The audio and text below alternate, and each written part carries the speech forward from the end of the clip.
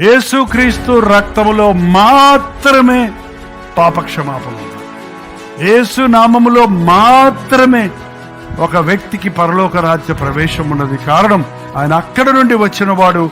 అక్కడికి మనల్ని తీసుకెళ్ళటానికి ఆయన రక్తముతో మనల్ని కడిగి, మనల్ని శుద్ధీకరించి, మనల్ని సిద్ధపరిచి ఆయనతో పాటు ఉండడానికి ఈ లోకానికి వచ్చిన వాడు.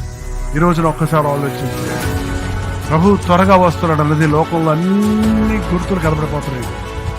తొందరగా రాబోతున్నాడు ప్రభు. అక్రమం విస్తరించిపోయింది. ఇక ఒకటి చెప్పుకుంటూ పోవాల్సిన అవసరం లేదు. కానీ బలాత్కారముతో నిండిపోయిన ఈ లోకంలో ప్రభువు చెప్పిన రాకడ గుర్తులన్నీ నెరవేరుతున్నాయి. ఆయన ఎప్పుడు వస్తాడో మనకు తెలియదు. కానీ నువ్వు కడగబడని పరిస్థితిలో ఉంటే, నువ్వు సిద్ధపడని వ్యక్తిగా ఉంటే, ఆయన వచ్చినప్పుడు విడవబడితే అయ్యో నీకు శ్రమ.